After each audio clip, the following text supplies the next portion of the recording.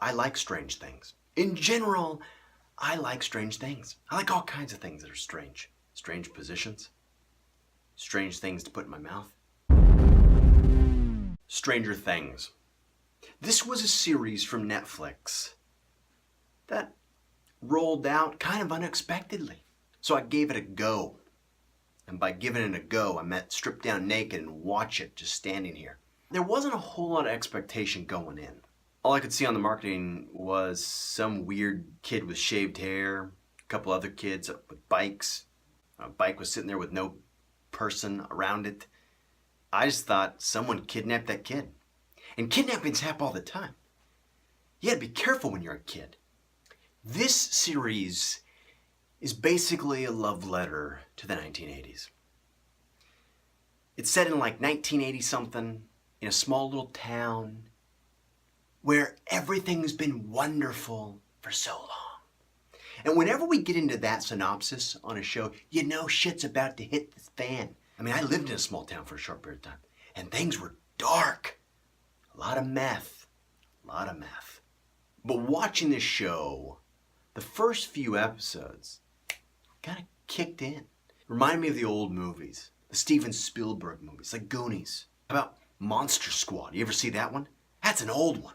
But it made you feel like you could, especially as a kid. If you're a kid, you should be watching this, because I'll tell you what, as a kid, this makes you want to go adventure into dark, unknown territories and other worlds trying to find monsters. And as a kid, I always wanted to do that. Either treasures, monsters, psychopaths who wanted to murder me, kidnappers. I wanted to venture out into the universe and hopefully actually not be kidnapped. This series gripped me because of that whole mix. It was the teenage sexuality, which we all have been there, right? Matter of fact, some of you are probably there right now. You're feeling it in your loins, you're feeling it in your mouth area, or it could be cold sores. That's fine. It's a gift that keeps on giving. Teenage sexuality mixes with nerdy kids, mixes with alien creature who is in another world, mixes with a corrupt government. Yeah. Who'd have thought that one?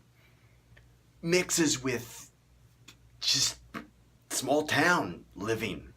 This is the 80s that I remember. This series was amazing.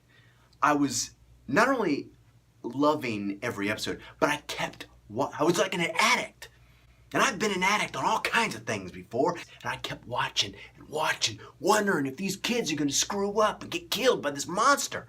Mixed in with a love triangle of epic proportions between the bully kid, or the popular kid, and the non-popular dweeby kid who really had dirty hair the whole time. And the hot chick who was smart, but kind of hot too. And of course she had her friend who was kind of the sloppy, kind of ugly friend that's kind of just like, okay, we're going to just let her die, right? You always have to have one of those. So you can just kind of get rid of her. Everyone has one of those friends. You're probably thinking about right now, which one of my friends is that one? Then threw us a curveball with some little girl that looked like a little boy, which had her hair shaved just like my head, and she had powers, which were awesome. Those are the powers I want to be walking around, lifting people up, throwing people against walls, bleeding from the nose. Just the bleeding from the nose. I've had that power before. And this is another reason why I'm going to let y'all know. Kids, be careful what you put in your nose. Hey, she's throwing people against walls and she's using her brain in weird ways, to do all kinds of crazy things. Basically a telepath. And who doesn't like a telepath? I'm a big fan of people like Jean Grey from X-Men. And Professor X, he's like the King Kong of telepaths. And the alien, or whatever this creature was in this upside down world, it was a dark world. Hard to get into. Very hard to get into that world. And the upside down world was creepy as shit. People going in, getting ripped apart. The deprivation tank, remember that? I've been in a deprivation tank. It's awesome. I've never run into creatures like that. The deprivation tank I was in, someone crawled in there with me. So something weird was happening in there. But that alien creature monster thing, you know what it reminded me of? The Thing. Remember The Thing? And I remember as a toddler, my parents sat me down, taped me to a chair and told me, you're going to watch this and you're going to like it. I had nightmares for 2 years. Peed my pants for 3. Every once in a while I still poop my pants. The John Carpenter-ish thing creatures, that reminded me of this little alien creature. And I liked it.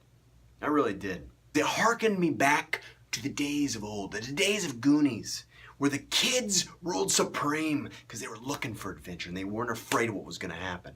So these kids deserve a pat in the back and guns. Bottom line, Stranger Things was a great series. 8 out of 10. I love this series. This is season 1. I can't wait for season 2. Because I love how at the very end you had that kind of cliffhanger that showed that there was still something going on. I'm curious what happened when the sheriff, because the sheriff was awesome too. What happened with the sheriff when he went and talked to the government agents? I don't know.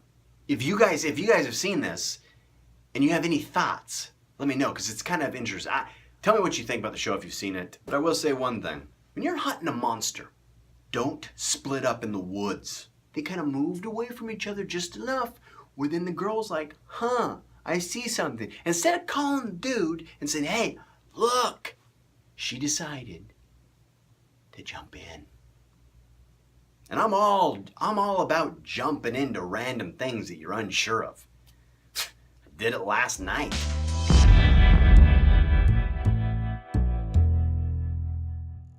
When life gives you lemons, there's one thing to do. Squirt it in someone's eyes. But since you arrived here, you probably don't have a lemon, so you probably should just subscribe, comment, and then go find a lemon, just in case something happens. You gotta have a lemon in your pocket.